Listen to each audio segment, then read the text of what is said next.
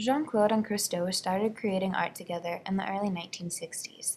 Their installations have thrown away traditional forms of artwork. Beyond that, they have also taken their works outside of the traditional space. Jean-Claude and Christo have brought their art back into nature. Drawing began in the caves of France and then was taken into the Louvre. Now Jean-Claude and Christo have brought it back into the natural world.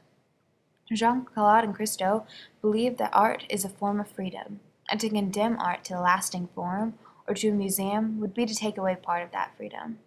Today their art installations can only be seen through photographs or Christo's preliminary drawings. The ephemeral element of their pieces does not make them of any less quality than a Rembrandt. They might not hang in a museum, but that is what makes their work art. No work lasts for longer than 2 weeks, and they let the landscape determine the main timeline of the piece, so some have only lasted for 5 hours. A good piece of art, at some point in its lifetime, is the center of controversy. Jean-Claude and Christo's works are no different. Most of the controversy with their art occurs during the planning of the installation. Because their works are done outside, the artist must obtain permits and other permission from the community. Securing permits are still obstacles for the couple, even after having done several projects.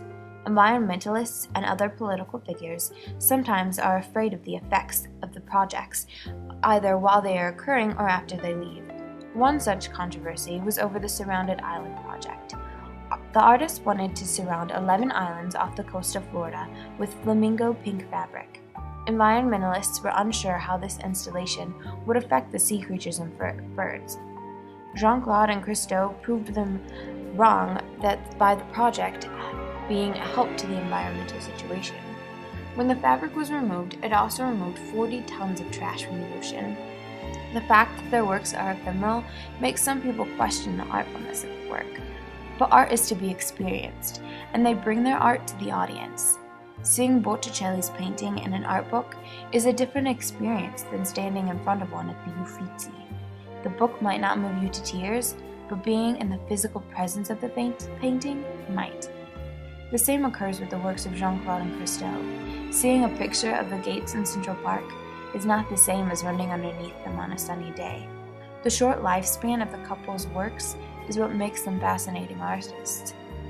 What makes art is a slippery question.